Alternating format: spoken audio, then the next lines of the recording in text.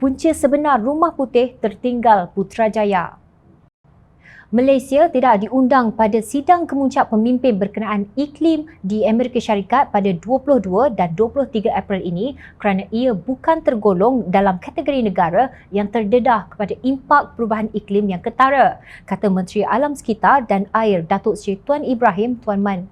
Beliau berkata Malaysia juga tidak termasuk dalam objektif utama persidangan itu, iaitu menggalakkan negara ekonomi besar yang secara kolektif menyumbang kepada 80% gas rumah hijau GHG untuk meningkatkan komitmen mencapai matlamat mengekalkan pemanasan global pada tahap kenaikan suhu maksimum 1.5 darjah Celsius. Persidangan tersebut adalah bersifat one-off dan tidak menjejaskan rundingan serta ketetapan di bawah kerangka kerja Konvensyen Perubahan Iklim Pertubuhan Bangsa-Bangsa Bersatu UNFCCC.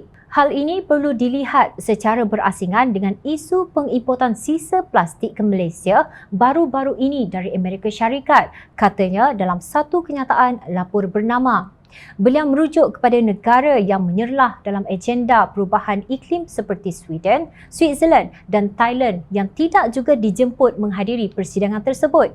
Tuan Ibrahim menafikan laporan media yang mendakwa Malaysia tidak tersenarai kerana negara kini kerap dilihat sebagai tempat pembuangan sisa plastik. Bagaimanapun, beliau mempertahankan tindakannya membenarkan plastik tersebut diimport ke Malaysia.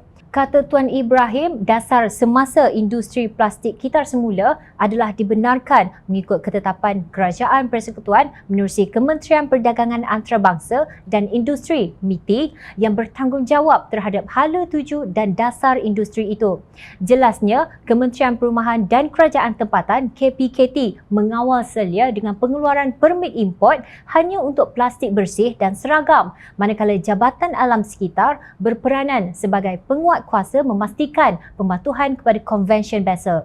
Tindakan tegas akan dikenakan terhadap pengimport yang gagal mematuhi peraturan dan undang-undang yang ditetapkan, termasuklah menghantar balik kontena sisa plastik import tersebut ke negara asal menggunakan peruntukan perenggan 31-1-G Akta 127 Akta Kualiti Alam Sekeliling 1974. Pada 2019, sebanyak 124 kontena telah dihantar balik ke negara pengeksport, manakala 143 kontena bagi tempoh 2020 hingga Mac 2021.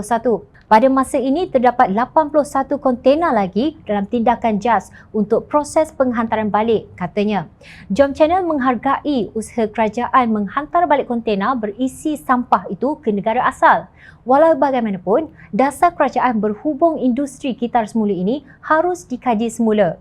Untuk rekod, negara China telah memberhentikan import plastik yang boleh dikitar semula sejak tahun 2017. Negara tersebut mahu membersihkan alam sekitarnya dan kualiti hidup rakyatnya. Sebaliknya, kita seperti negara lain di Asia masih mengamalkan dasar yang tidak barokah ini, iaitu mengimport sampah. Mengapa? Jawabnya, kerana mereka yang menerajui kementerian yang berkaitan tidak kreatif dalam usaha memperbaiki alam sekitar mahupun kualiti hidup rakyat. Sementara itu, pemain-pemain industri pula hanya berminat untuk mendapat keuntungan jangka pendek tanpa peduli kesannya kepada ekologi dan keharmonian alam sekitar.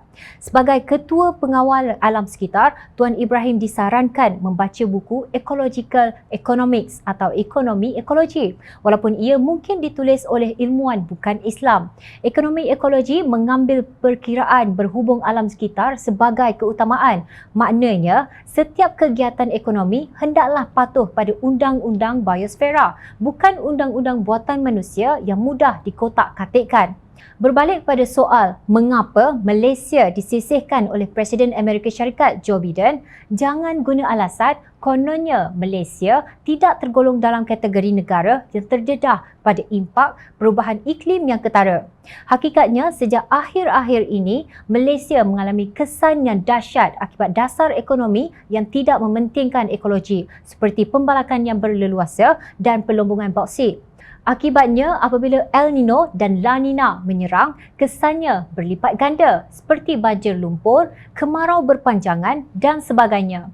Suka tak suka, Amerika Syarikat ialah sebuah kuasa besar yang mampu mempengaruhi keputusan dalam Konvensyen Perubahan Iklim Pertubuhan Bangsa-Bangsa Bersatu iaitu UNFCCC. Dalam hubungan ini, jawapan kenapa Joe Biden tidak undang Malaysia mungkin tiada kaitan dengan plastik sampah. Joe Biden berpegang pada konsep demokrasi yang memberi kedaulatan kepada rakyat untuk memilih kerajaan. Justru, jawablah dengan jujur.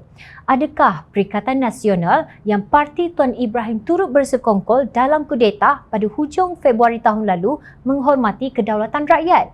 Adakah menggantung Parlimen oleh Tan Sri Muhyiddin Yassin ini satu demokrasi? Tepuk dada dan tanya hati nurani. Rakyat sentiasa memerhati.